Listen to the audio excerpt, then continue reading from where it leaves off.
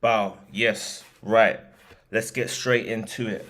Arsenal got straight into the season, 3 points on the board. You get me?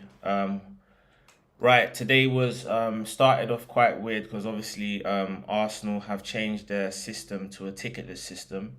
Obviously, I'm a red member, so I get down there as often as I can. So I was aware that the club was making a big change. So usually um, well, they changed the system, so obviously it's all done by app to get into the stadium.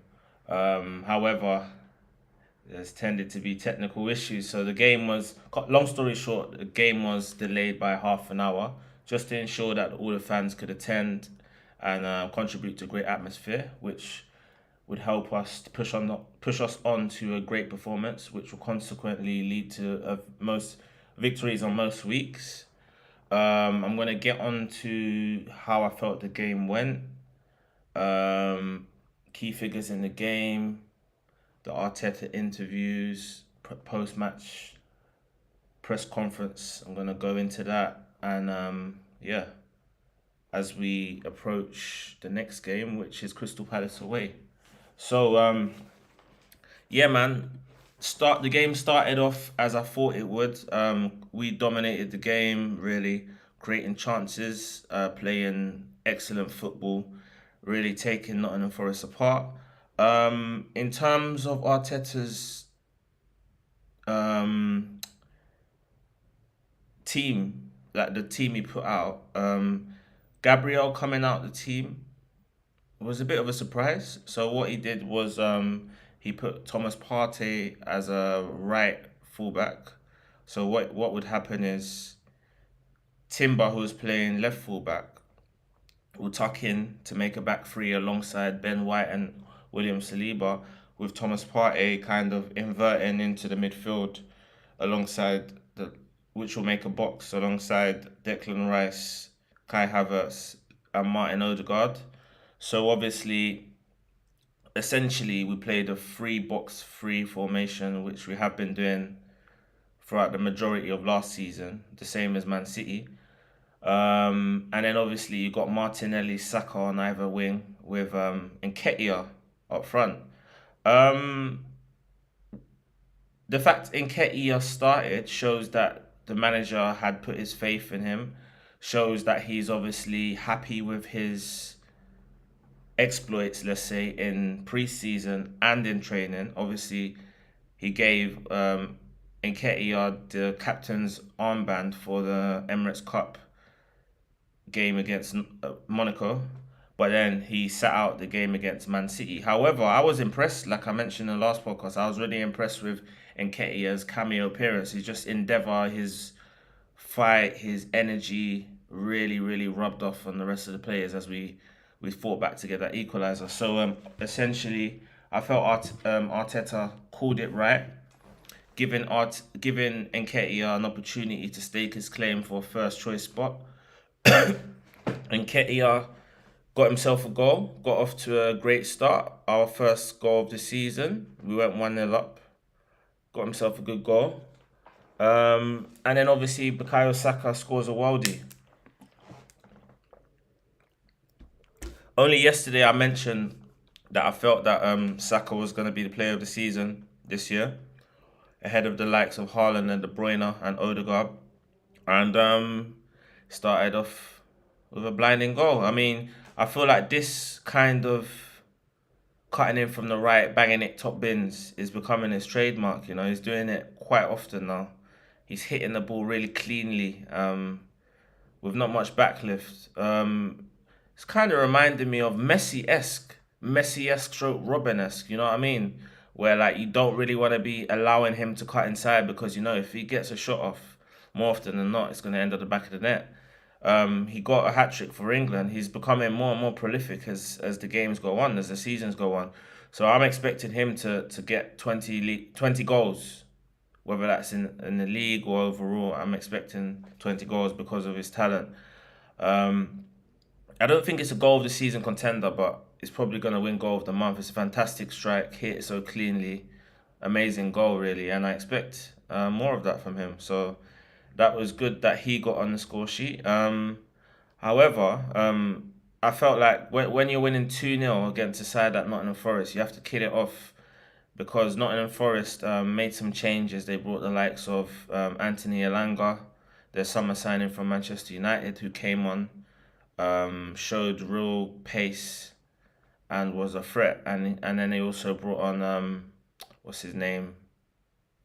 What's his name? Taiwo Awoni, and that was they hung what their game plan was to hang in the game, and then obviously kind of just throw caution to the wind, and they made it into a game. Props to them.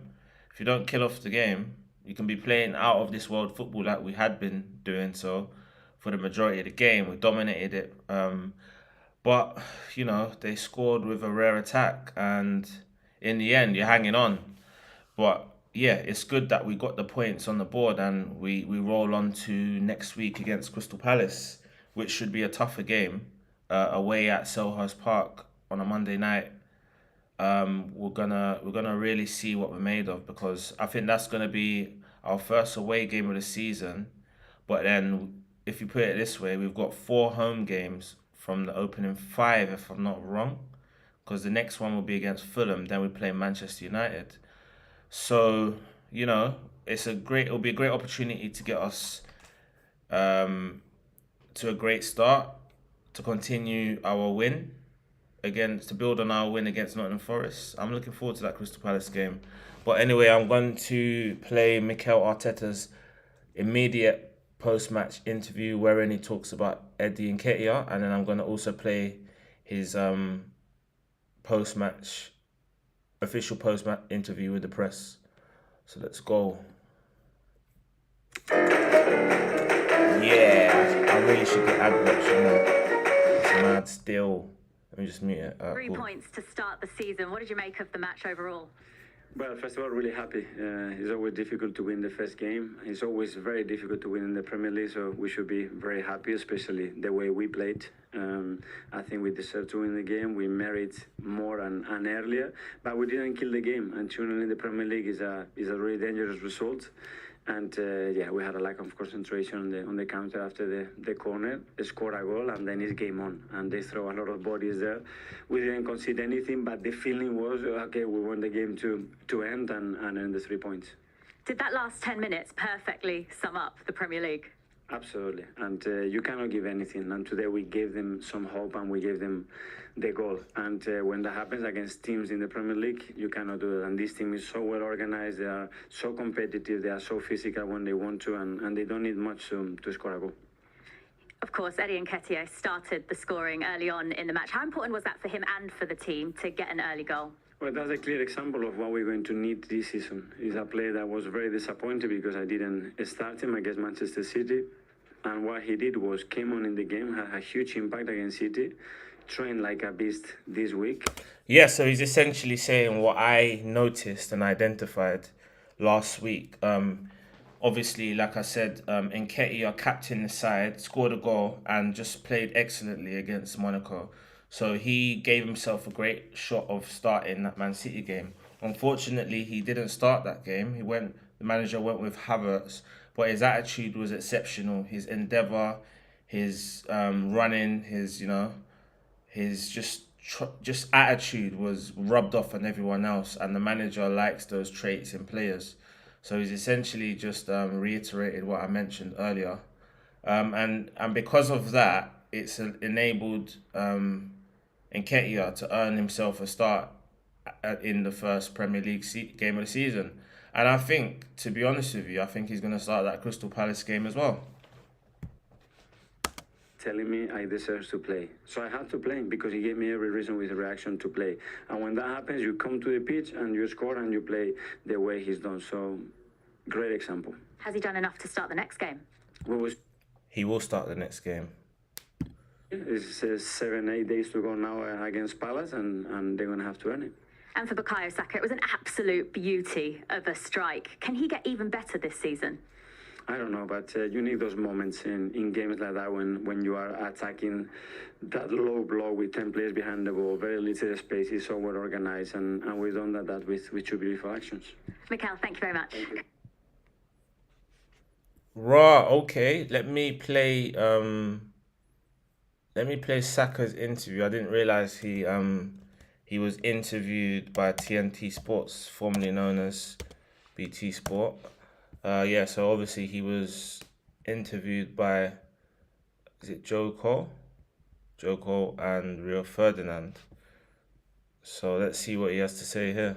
Man like B. An impulse. Yeah, I'm sure we're gonna see a lot of goals like that from him, because he's obviously getting a knack for cutting in and banging it into the top corner. So to stop that, I feel like you got to show him on the outside, but it's easier said than done. Anyway, here's Bukayo Saka. Okay. Good to see you, man. Come standing between us, you all right? But we were just talking there about you and how fabulous you are as a player, how you keep on improving, but also the goal today. What a fantastic finish. Yeah, definitely one of my better goals. It's one of those ones where, when it leaves your foot, you sort of have a good feeling, yeah. And when I look up and I see where it landed, I was so happy. Oh, good. Yeah. And you know, when you come into this position here, is this where you sit and think, I'm assuming that this is the perfect place for you? This is one of your places where you think, if I had 1 or 2 shots in the game, I want to be around this area here. Is that true? Yeah, 100%. I always try and push myself to shoot more. I think a lot of times, when I come here, I like to do passes, I like to do crosses, but, definitely when I'm in the... It's crazy, the position that Bukayo's standing is the position that he loves. That kind of right. It's the position where like he'll be shooting from. So kind of in between the center of the pitch and the right hand side. So like when you cut in from the right hand side, you'll probably take 2 or 3 touches to get into the position he's in now, and then you'll shoot. So it's funny, and BT have probably did that deliberately, but yeah, it's just interesting. area. I know I can shoot from here. So yeah, today I went for it and it went well. I might say it went well, cause right now you're established Premier League player, top international footballer, and we all know you can come inside. Is there any other areas of the game you want to improve? Because we see that you keep it better. his right foot's really good though. Like it's not even a thing where it's like, oh, show him when his right foot is really good. I'd like to see him get a few more goals with his right, get a couple headers, but nah, his right foot is good. So I don't want to hear them say work on your right foot, because he's got a relatively good right foot. I can't lie. Better as years go by. Yeah, 100%. I think I have a lot to improve. I think dealing with different games, like for example playing against 2v1, how I'm going to manage myself. I think obviously other games where I don't have a lot of shots, like even today I don't think I had a lot of shots. I want to try and leave the game with more shots, because then I have more of a chance of scoring. Then of course my right foot and my heading and stuff like this. You mentioned the 2 things I just spoke about. Bear in mind I haven't seen this interview before, but yeah. I think his right foot is good. I just want to see more goals from it. Heading, I'm not really sure about that, but yeah. Maybe 1 or 2 over the course of your career. There's a lot of things. Does it surprise you? Like today, like we the first 20 minutes it was quiet for Arsenal, and you none of the forwards could get into the game. They had a low block. Did it surprise you when it just opened up for you? Because I was thinking, if I'm playing against you, I'm telling my centre half the moment he even looks like he might be going on his left, get out. Did it surprise you the space you got for the goal? Yeah, it did, because like you said, for a lot of the opening part of the game, there was no space. But yeah, credit to us and the boys. We just kept moving, kept trying to find the space, and yeah, when it opened up for me, it was my time. Does it always make it sweeter when you score one as good as that, when the England manager is here watching on? Oh, he was here. Yeah, bro. He's always watching, Bukayo. Yeah, of course. It's even sweeter when he's here, definitely. The expectations coming into the game and coming into this season, I don't think the expectations were the same as this season, last season. What's the difference? What's that pressure feel like for you? And are you ready to shoulder that responsibility? Yeah, 100%. I'm really looking forward to this season. I think last year we showed everyone, the level that we can get to, and now people expect that level and more. So yeah, we're ready to give our best, and it's a great start. And that level means you've got Champions League football now, of course. You played 48 of 49 games last season. Is that something that you're concerned about? You're going to have to try and manage that workload a bit more with the demands of that competition as well? Yeah, it's definitely a new challenge, but I like challenges, and obviously everyone dreams of playing in the Champions League. It's going to be my first time, so I'm more excited than I am worried, I would say.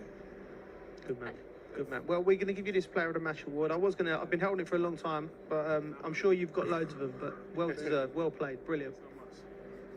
Thank you very much, man. Yeah, thank you very much for coming out to talk to us. Absolutely brilliant. Of course, starting with a win, a sweet way to start, and a brilliant goal as well. Good luck. Thank you very much. Thank you. Keep working, man. Good luck. Take care. Well done, buddy. I'm sure that will be the first of many for Bukayo Saka. Excellent performance. First man of the match performance of the season. And yeah, 3 points in the bag. Right, I'm going to play Mikel Arteta's post-match interview, which is the indoor one with the press. We all need to eat a bit more healthy. Bruv, I really need to freaking order, like... I need to purchase ad block, it's mad. Alright, anyway, the ads are finished. Okay, ready to go? Hi Michel, congratulations on the win, but there's nothing like a nervy, intense start to a Premier League season. I know the first half was a dominant one, but the second half maybe frustrated from your point of view. Yeah, welcome to the Premier League. I think that's the highlight. We were super dominant. We deserved to win the game. There's no question that we deserved to win the game. But when you are 2-0 up and we had some chances to kill the game, we didn't. And then we gave a very sloppy ball away after being there and having the corner and having a chance on the corner to straight away in 2 passes, concede a goal. And when that happens in the league, it's game on. Every team has the resources, the quality to create issues. And it was more about the feeling than actually what happened, because the reality is that we didn't concede anything. But yeah, you are running the clock down, and in this league, that's a very dangerous thing to do. But overall, obviously, very happy. And is there an update on Timber? Because it looked quite nasty on his knee. Was there an option? Yeah, I forgot to mention Jurriën Timber's injuries or worry. It looks like he's going to be out for some time. However, it gives opportunity to people like Tomiyasu, people like Kieran Tierney, people like Kirill. Who else? There's a number of opportunities out there. And plus, don't forget, Gabriel sat out this game. So, obviously, we can shuffle things around. It's a shame, though, because Jurriën Timber started the season really well. Time to take him off? Because obviously he picked up a little knock. No, well, the physios, the doctors, they looked at him and they were happy to continue, and him as well. But straight away in the second half, the first action, he made a movement and it was a bit funny. So, yeah, we took him straight after out, and now we have to assess him, see what he has. And just one more, if I may. And Bukayo Saka, devastating as always. As soon as he cuts in on that left, even you must think that this is going to be a goal. And what a goal it was. Well, from that distance, I guess Matomby is not very easy to score, but it was an incredible. You'll just see random players sit out a particular game. I feel like we're going to see that over the course of the season because we've got strength in depth now. So you'll see people like Gabriel sit out a particular game. You'll see people like Saliba sit out a game perhaps now and again. You might even see an Odegaard sit out a game here and there, or a Jesus, because we can now slot people in like Trossard. You can slot people in like Timber.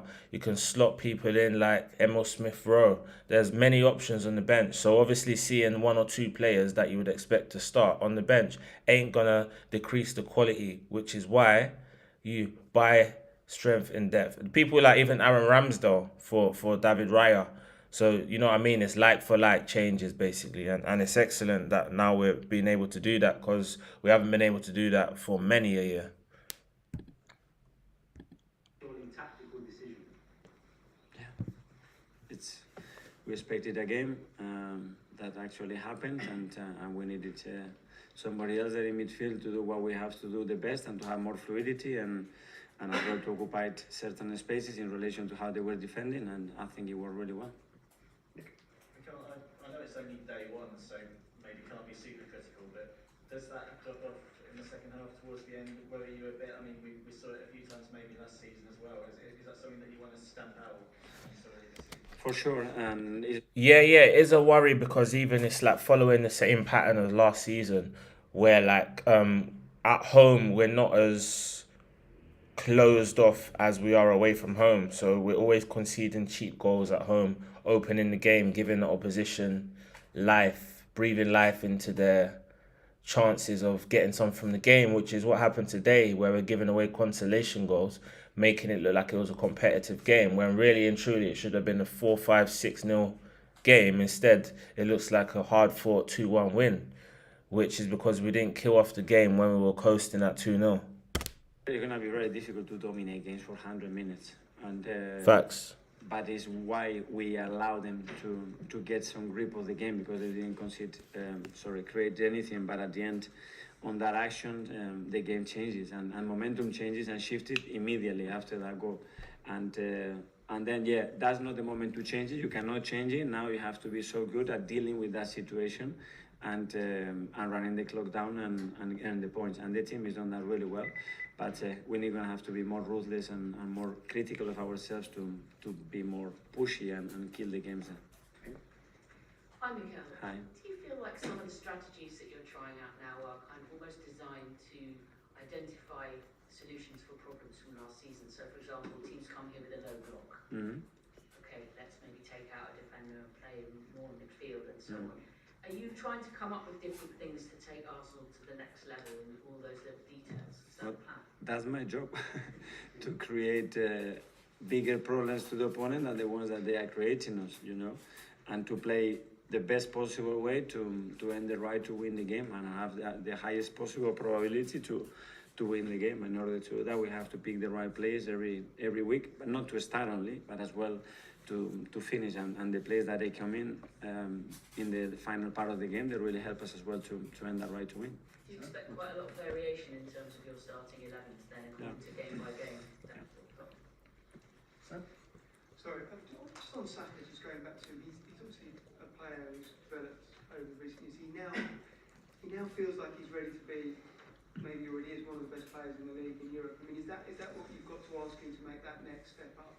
What I ask him and to all the players is to be the best version of themselves every single day, and that's the only thing that they can do. And then how good that version is very hard to tell on any player, because we don't know. We don't know the Bukayo of 2 years ago or today or in 2 years' time how he would be. But the same applies to the rest, and they are so eager to do that every single day. And when that happens, they will evolve, and for sure they will be better. They will compete better, and they will understand the game better, and they will be more efficient to make the right decisions. We may have too many hands for questions, but we'll try to get through as many as we can. Kaya? Gabriel Martinelli looks really on it today. Is that sort of a sign of what we can expect from him? That's Gabi. He needs to be alive. He needs to be energetic. He needs to take chances and go for it. And then something that I really like today, and I didn't like so much 2 weeks ago when we played Monaco, is when he gave the ball away, how he tracked back. And this is the defining moment, because when Gabi is doing that backwards, then forward is the best, one of the best players and one of the most dangerous today. When he plays a different rhythm, no. And one from Sky, sorry, Kai. Yeah, I agree that Gabriel Martinelli was a bit sluggish in that Monaco game. He did give the ball away and didn't work hard enough to win the ball back. But today he was exceptional. He's a player that needs to be playing with electricity, with endeavour, with real fight, with real quality, with pace, with power. He's a real explosive player, important part of our team, important cog. So yeah, it's good to see him back to his best. Hopefully he can get some goals, because I'm tipping him for another great season like he had last season. I'm expecting him to do even better this season, to move to the next level alongside Saka. Some people say he's underrated. He probably is. But it's down to him to prove to people what a great player he is and can become. Michel, Eddie, how pleased were you to see him get off the mark today in his first goal? Delighted for him. Your defense is on fire. Get yours in the room. Because he's a role model. So he's a player that was so disappointed with the lad's got a good attitude, man. He's got a good attitude, lad. Yeah, no, he's got a great attitude. I forgot to mention, he's got good leadership qualities that kind of garner respect from his peers. I mean, the fact he did captain England under-21s, in which he's the top scorer in under-21s history. He also come through the youth ranks. You can tell that people like Saka respect him, Smith Rowe, because he's kind of that leader of that Haaland bunch. And yeah, he's just someone that people gravitate towards. His attitude, his work ethic, his work rate is really good, and people around the club do respect him. So, and yeah, most importantly, the manager. So that's why he gets as many games as he does. That's why he was given the captaincy against Monaco when people like Ramsdale, Thomas Partey was there. And that's why he was given that number 14 shirt and that 100 grand a week contract. But yeah, he's the Of Gavin, that's number one. And the second one, the way he trained this week, he was telling me, Gaffa, if I don't play, you are blind, you know? So a lot of players come and say, why I'm not playing? And you have to try to explain. Other players, they tell you, these are the reasons why I have decided to play. And this is what exactly Eddie does. And this is exactly what he did. And then he goes on the pitch and he performs as well. So it's a clear example and a very good example for everybody. Jonathan? Michel, as you said, it was some very dominant football there. You had a lot of the ball, but as you played it through, you're looking to move the ball a bit quicker at times to create this bit. Especially in the second half, and especially when we are tuning up that the rhythm maintains. And we spoke that we want a very high rhythm game today because we knew the pitch was going to get dry and it was really hot and it's going to be slower. And everything that is against a low block with the Christmas tree and slow just benefits the opponent. And we need to stay away from those games. Okay, last couple of weeks, Carl, before the match, there appeared to be some ticketing issues where fans obviously struggled to get in the thousands waiting at the turnstiles. What do you make of this and how frustrating that must be for the fans? From my position, I apologize to all of them for what happened in relation to the club as well. As a speaker, apologize. We will look at it, what happened, try to improve it, and as well, thank you for everybody for the patience that they had. Thank you as well for the referees and for us for allowing the kickoff to be delayed and make sure that we had the atmosphere that we deserve to play a Premier League match. James?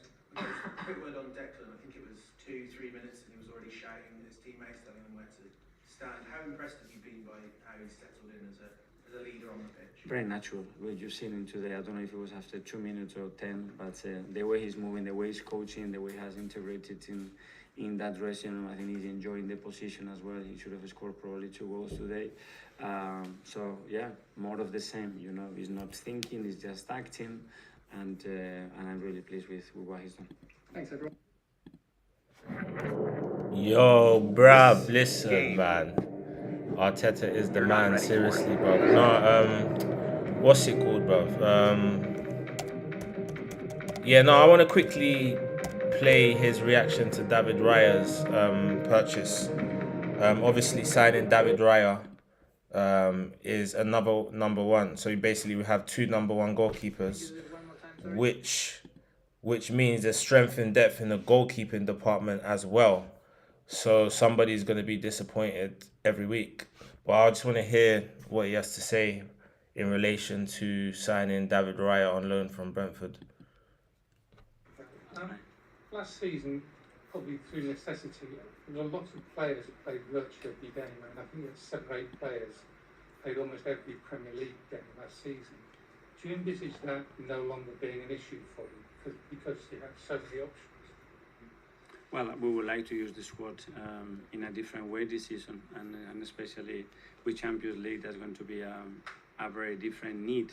We made a decision to treat the Europa League in a different way that we're going to do certainly this season with the Champions League. So I think you will see a shift there.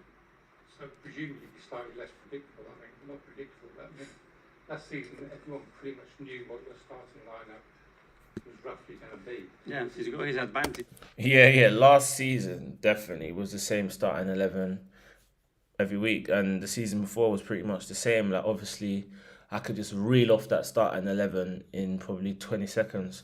It was Ramsdale, White, Saliba, Gabriel, Zinchenko, and then it would be Partey, Xhaka, Odegaard, Saka, Jesus, Martinelli.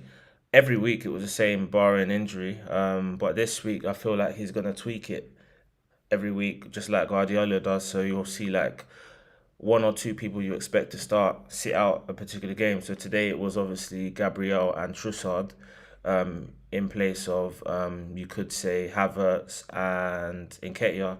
And I'm sure next week at Selhurst Park we're going to see a couple changes here and there, which doesn't really affect our chances of winning that particular game. So yeah, I did mention it earlier at the start of the podcast, and obviously the manager's just literally just confirming it himself. Well, well, the chemistry and the understanding of that group was excellent. And sometimes even if the opponent knows what you're going to do, if you do it at the top level, it's not easy still to go against it. But do you think now, because you have these, obviously the three big signings are all going to give you lots of options now? For sure. And play different formations and shifts and move structures in different way that in the past we haven't been able to do. Yeah. Okay. Can I find out for you, Matt Turner, probably up against him tomorrow? Not worried that he's going to have like a world class game. Wish him all the best. You know, he's a fantastic person. I think he's been really helpful. I think he's adored and loved by everybody here. Obviously, he's been given the opportunity to play more games. And at the end, all of us made the decision that was the right move for everybody. And from here, wish him all the best because he fully deserves that.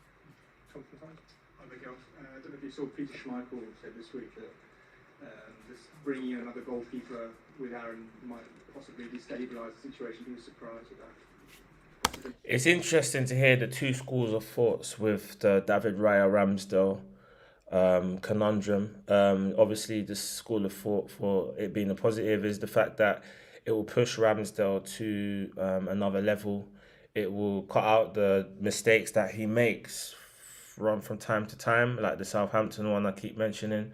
And it will just also provide strength and depth and enables the manager to play different ways if he wants to play out from the back with Raya or pinpoint long balls towards Havertz. Raya's probably a man for that. His save percentage, I think, was the best in the Premier League last season. However, on the other hand, you could say it's what's the point of having two number ones? You should have one keeper that is your first choice, and your second keeper will play here and there, maybe in injury, if there's an injury, or a few cup games.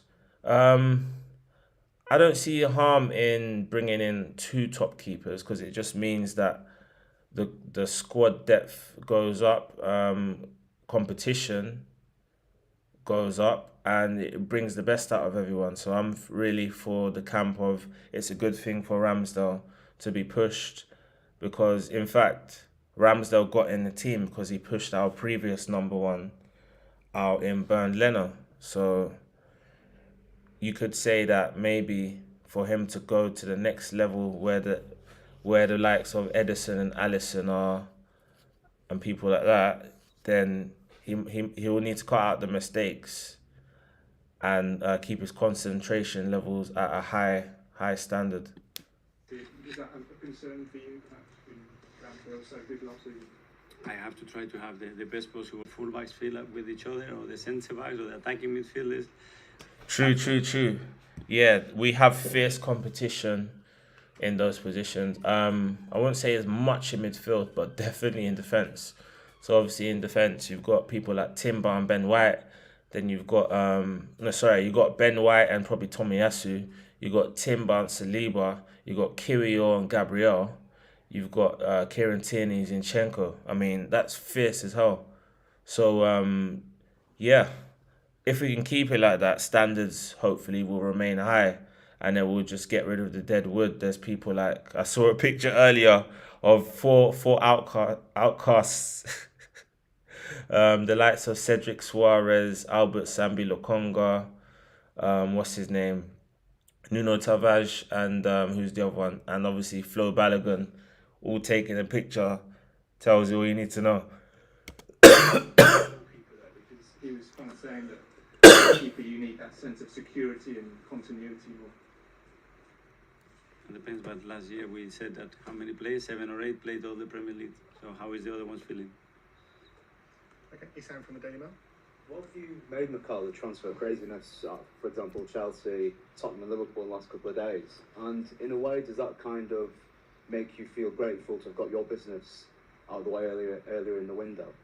Listen, everybody's trying their best to get the best possible squad and the best possible business done as early as possible, I can imagine. And we try to do that in the best way, and we cannot control what the rest do. And with the crazy fees, for example, some of the numbers that have been bandied around in recent days with in excess of £100 million, how difficult is it in the modern day to find players that actually want to play for your club rather than going to the club that's going to spend or pay them the most money? I think so far I can take up to today that the players that we have tried to sign and we have had discussions with, they were so keen and so willing to come to our. So that's his way of saying that. What's his name? Who did we try to sign? Moises Caicedo. That's the manager's. I have to read between the lines because Arteta likes talking in riddles. But yeah, he's obviously essentially saying that we tried to go for Moises Caicedo because he wanted to come. Let's just call a spade a spade. And there's a few other players that we tried to sign. I can't think of them right now. I'll probably think of it during later on. Yeah. Okay, last couple. All from Rich. Hi, Michel. Bearing in mind some of the fees being paid for players currently, do you actually think you've got a few bargains in the market, possibly even including that can rise? Well, talk about bargains with the amounts of money that we are moving nowadays. I don't think it's probably right to use that. It's at the end is you have to do what you Timber's definitely a bargain. can afford, what is sustainable for the club as well, and what, in our opinion or the club's opinion, makes sense. And from there. Then there will be for sure different opinions. What makes sense for one and for another person. And what have you seen from Kai Havertz so far in terms of where do you think he will play for you this season? Are you content to be moving him around a little bit in different roles? Yeah. I don't want to stick into one position. I prefer to do that with other players as well, because then you are more unpredictable. You open their options, you open their minds to other things, and when you explore that, and we have many examples of that in the squad. Interesting. He doesn't want Havertz to stick to one position like all the players. I feel like we have certain players that can and will only play one position. The ones that spring to mind really fast are Bukayo Saka only playing on the right and Gabriel Martinelli only playing on the left. However, and obviously people like Saliba and Gabriel only playing centre back. But then I think the rest are quite interchangeable. People like Ben White, Thomas Partey, Declan Rice, Kai Havertz especially, Trossard as well. Yeah, I feel like, with the exception of Martinelli and Saka, probably everyone else is probably quite interchangeable. Yeah, and I would say Odegaard will only play one position, that right attacking midfield position. But yeah, other than that, I feel like he is right. A lot of the players will be moved about, shifted about. Accordingly, depending on the match and circumstance. You get very, very good surprises. You need to understand when to do it and whether the player is capable of doing it in that moment. And I think it's a good option to have. And finally, we're to late. Hi, Michel. As you look forward to tomorrow, the Premier League season, you reflect on your last 3.5 years here. Has management come easier, harder? Are you still enjoying it? I love it. Easier, I wouldn't say it's easier, especially because the demands that we put to ourselves and the demands that we have internally and externally always. But I love my job. I love what I do. I feel so grateful, and I want to keep doing it, that's for sure. Okay, everyone, thanks a lot. Thank you. Yes. Come on. So it's 3 points.